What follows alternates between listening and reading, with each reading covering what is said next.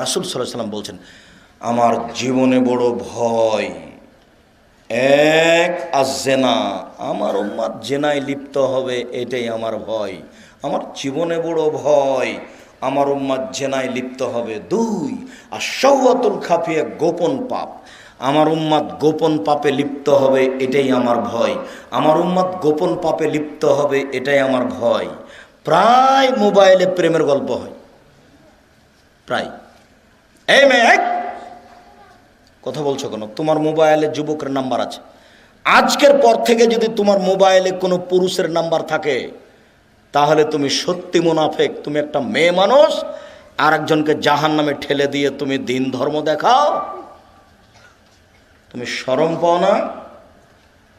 একটু হাসি মুখে কথা বললে পুরুষের ঈমান হারিয়ে যায়, আর তুমি ঘন্টার ঘন্টা মোবাইলে প্রেমের গল্প করো। শুনুন, আল্লাহর নবী বলছেন, আমার জীবনে বড় ভয় এক জেনা, দুই গোপন পাপ।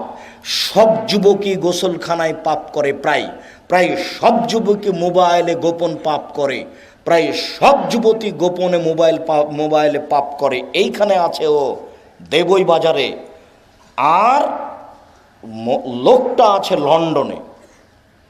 এখান থেকে মোবাইলে কথা বলছে, পরনে কাপড় নেই।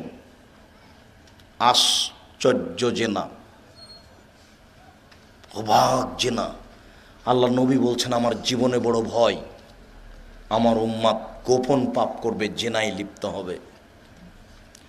শুনুন, রাসূল সাল্লাল্লাহু আলাইহি ওয়াসাল্লাম বলছেন, আমি ঘুমিয়েছিলাম, দেখলাম দুইজন মানুষ আমার হাত ধরে টেনে নিয়ে চলে যাচ্ছে।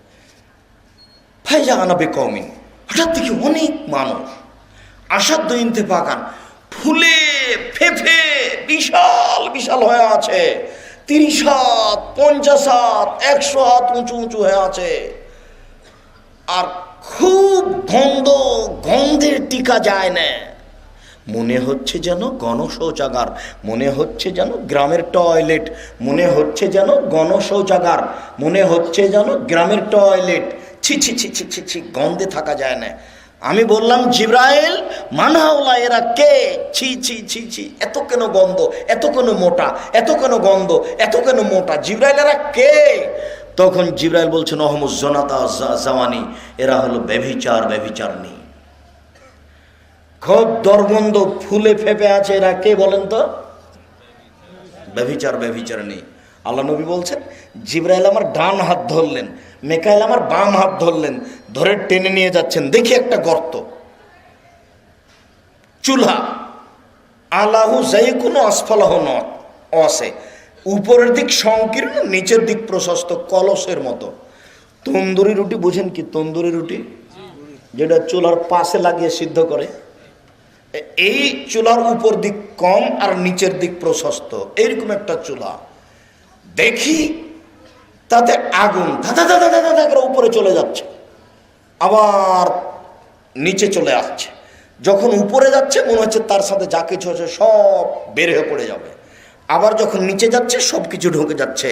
তাতে দেখি পুরুষ এবং নারী উলঙ্গ অবস্থায় ধাঁধা ধাঁধা করে উপরে চলে যাচ্ছে, জমা হয়ে আছে আগুনের ভিতরে, আবার নিচে পড়ছে, আবার ধাঁধা করে উপরে চলে যাচ্ছে, পুরুষ এবং নারী উলঙ্গ অবস্থায়। আমি বললাম, জিব্রাইল, মানা হলায়, জিব্রাইল একই কথা, এরাকে, জিব্রাইল এরাকে, ছি ছি ছি ছি ছি ছি ছি ছি, এরাকে।